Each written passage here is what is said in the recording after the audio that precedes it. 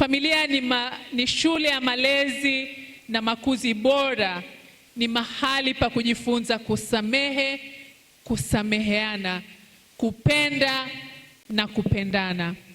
Yanafunzwa katika familia.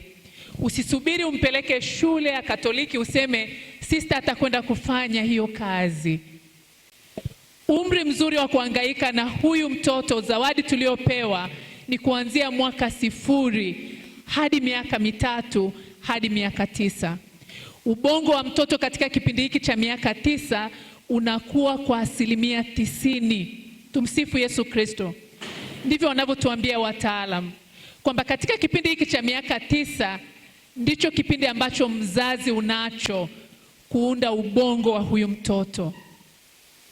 Baada ya hapo, na sasa hivi tunaona kwamba kwa sababu ya mabadiliko ya hali za maisha na kila kitu, watoto wetu wanakuwa kwa kasi kuliko miaka ya nyuma.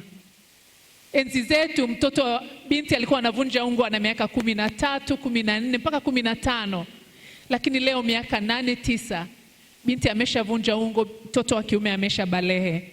Sasa katika kipindi hiki cha balehe, watoto wetu hawatusikilizi kwa asilimia zote. Anampa mzazi 50%, wengine 40. Zile 60 anasikiliza makundi, anawasikiliza peers, anawasikiliza wenzake. Ndio maana tunaanza kusema hapa mtoto amebadilika, ni makundi rika, tunasema peer pressures. Ni kwa sababu kipindi hiki anaanza kujitafuta, anaanza kutafuta mimi ni nani, anaanza kukua, anataka nafasi yake, anataka muda wake, anataka ubinafsi wake. Na wale wazazi tunaolea, utaona katika umri huu mtoto anaanza kutafuta private time yake. Sio sawa na zamani ulikuwa ukirudi anakukimbilia haraka, anataka mkae mpige story. No, katika kipindi hiki mtoto anatafuta private time ya kukusikiliza kwa mbali, na akisha kusikiliza anapima na yale anayosikia kwa makundi yenzake, na kwa sasa hata anayosikia kwenye mitandao ya kijamii na mengine.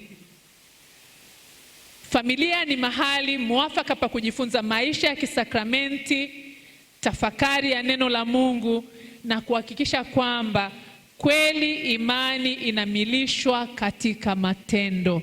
Tumsifu Yesu Kristo.